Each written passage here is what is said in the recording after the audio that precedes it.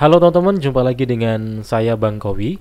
Sesuai dengan judul di video kali ini, seperti yang terlihat di gambar ya, saya akan membahas tentang peluang lolos pada periode masa sanggah. Ini untuk teman-teman seleksi CASN khususnya yang CPNS. Karena di CPNS teman-teman nanti masih menanti hasil pengumuman yang akan disampaikan di rentang tanggal 5 Januari sampai 12, dan yang paling bikin deg-degan adalah para peserta itu di sini di masa sanggah, karena banyak teman-teman viewer yang komentar mereka itu udah menghitung hasil perhitungan skor nilai SKD dan juga SKB, dan mereka secara perhitungan mandiri itu mereka peringkat satu atau nilai tertinggi gitu. Tapi mereka pada deg-degan takut nanti di masa sanggah mereka bisa disanggah gitu ya.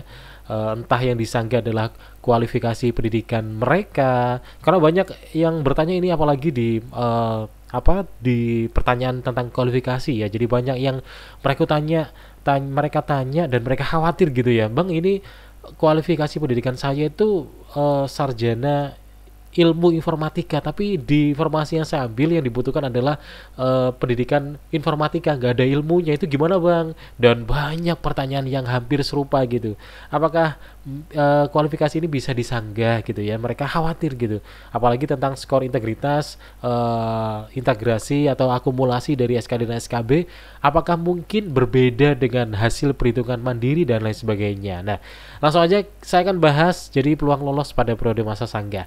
Di sini saya mengutip langsung jawaban dari pihak BKN. Jadi saya mengutip dari pihak A1-nya ya. Jadi pihak yang paling valid yang disampaikan langsung oleh PLT Kepala Biro Humas Hukum dan Kerjasama Badan Kepegawaian Negara atau BKN, yaitu oleh Bapak Muhammad Ridwan, yang mana beliau menegaskan bahwa sanggah hanya dapat dilakukan terhadap diri sendiri, bukan kepada orang lain atau pesaing. Ini ya, jadi ini masa sanggah di seleksi yang sudah selesai dari administrasi loh ya. Jadi ini masa sanggah yang nanti akan teman-teman hadapi. Jadi sanggah itu hanya bisa dilakukan oleh terhadap diri sendiri, bukan kepada orang lain atau pesaing.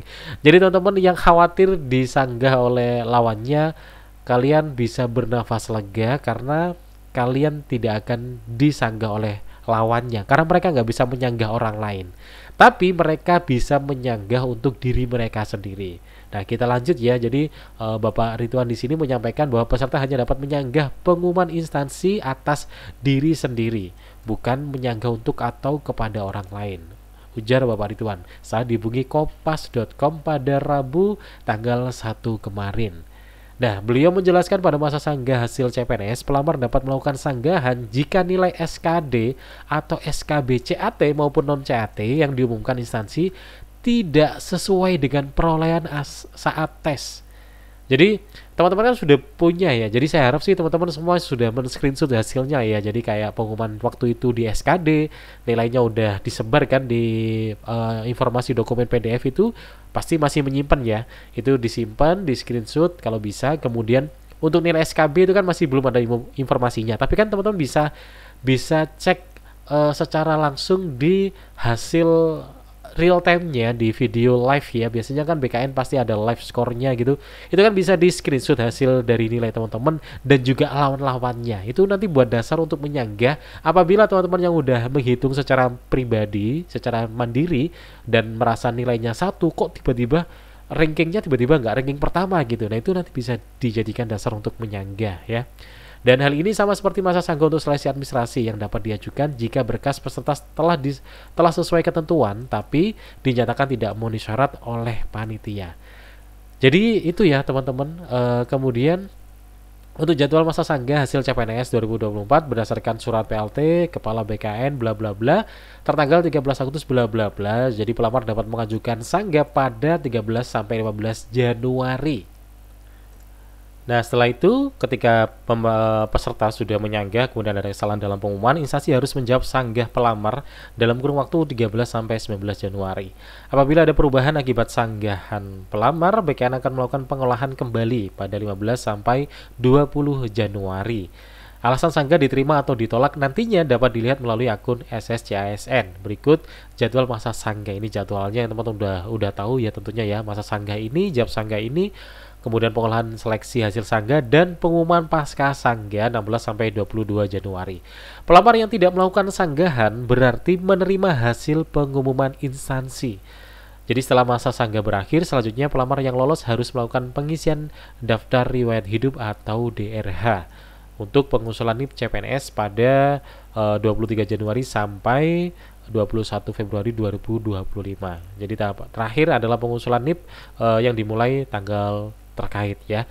Jadi teman-teman ini juga sekaligus menjawab kekhawatiran teman-teman ya. Jadi ingat teman-teman gak usah khawatir apalagi tentang kualifikasi ya. Saya sering menjawab ke teman-teman semuanya bahwa dalam satu formasi jabatan atau formasi instansi yang dituju itu banyak kok kualifikasi pendidikan yang tertulis. Teman-teman kan bisa juga browsing sendiri ya. Ini salah satu contohnya. Jadi salah satu contoh ini saya dapat dari bentar ya. Ini teman-teman juga bisa nyari di instansi yang teman-teman tuju ya. Pasti ada lah ya. Jadi ini bisa dilihat misalnya nih contoh aja ya. Misalnya ini ada di formasi jabatan analisis sumber daya manusia aparatur ahli pertama. Ini yang dibutuhkan ada banyak. Ada D4 ilmu administrasi, ada D4 administrasi publik, studi kebijakan, dan banyak S1 juga ada dan sebagainya. Jadi teman-teman yang merasa tertulis di sini kualifikasi pendidikannya, maka ya diterima di sini gitu loh. Nah, untuk kasus yang teman-teman misalnya nih ada juga yang tanya tentang kemarin saya masih ingat ada teman yang tanya dia tuh jurusan S1 informatika, gak ada tulisan ilmu informatikanya. Jadi maksudnya gini, dia lulusan S1 informatika tapi di kualifikasi pendidikan gak ada tulisan informatika, jadi adanya adalah S1 ilmu informatika. Jadi ada tambahannya ilmu gitu. Sedangkan dia hanya S1 informatika. Dia tuh udah bingung banget, udah panik banget. Saya bilang, ya nggak apa-apa, ini kan masih satu rumpun ya. Jadi hanya berbeda, nggak ada ilmunya juga nggak masalah gitu loh ya. Jadi nggak usah langsung wah ini bener masuk nggak usah mikir aneh-aneh. Ini udah jelas ya karena mereka melihat ini S1 ilmu informatika, S1 sistem informatika, dan dia nggak nemuin tulisan S1 informatika akhirnya bingung gitu ya. Jadi nggak usah bingung, itu masih bisa dianggap satu linear ya. Apalagi acuan yang paling valid kalau menurut saya ketika di administrasi udah oke, udah lolos bahkan sudah sampai tahap SKB, ya berarti teman-teman sudah aman untuk berkas kualifikasi pendidikannya. Jadi nggak usah dipikir lagi, nggak usah panik lagi. Ya wajar ya kalau panik ya. Saya dulu juga punya rasa kepanikan. Semua teman-teman juga pasti sama di angkatan saya. Cuman ya saran saya panik boleh tapi berlebihan jangan ya. Jangan sampai panik akhirnya bikin bikin nafsu makan kurang, bikin tidurnya nggak nyenyak dan lain sebagainya. Intinya itu teman-teman ya. Jadi ini udah menjawab berbagai pertanyaan teman-teman yang mana dijawab langsung oleh pihak BKN-nya bahwa nanti yang bisa menyangga adalah diri sendiri ya. Yang disanggah adalah hasil nilai SKD atau SKB secara akumulasi jika ada ketidaksesuaian dengan apa yang sudah teman-teman terima. Otomatis ya teman-teman silakan men-share semua datanya dengan harapan semoga tidak ada yang keliru gitu ya. Kalau waktu itu saya sih semuanya aman-aman aja. Hasil ketika saya seleksi saya screenshot, kemudian real time untuk live score-nya juga saya screenshot dan akhirnya ya tetap sama dengan perhitungan saya. Jadi itu teman-teman ya, jadi peluang lolos pada periode masa sanggah kesimpulannya besar banget teman-teman. Jadi besar sekali kalau udah di tahap pengumuman untuk penerimaan CPNS ya, besar banget. Jadi teman-teman udah nggak usah khawatir lagi, nggak usah kepikiran lagi tentang kualifikasi pendidikan, tentang skor integritas, nggak usah kepikiran lagi, nggak usah panik lagi.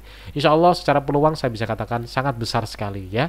Jadi teman-teman bisa langsung fokus untuk nabung buat persiapan pengisian DRH untuk ngurusi cek kesehatan, SKCK, dan lain sebagainya. Thank you udah nonton video ini, semoga bisa menenangkan dan juga bermanfaat ya. Jangan lupa bisa di-share ke teman yang lain di grupnya, barangkali udah bikin grup ya. Temennya di grup pada panik, bisa ini di-share ke temennya biar sama-sama tenang gitu ya. Dan juga terima kasih sudah mendukung channel saya. Jangan lupa yang belum subscribe bisa di-subscribe channel Bang Kawi. Terima kasih, kita jumpa lagi di video berikutnya dan sampai jumpa.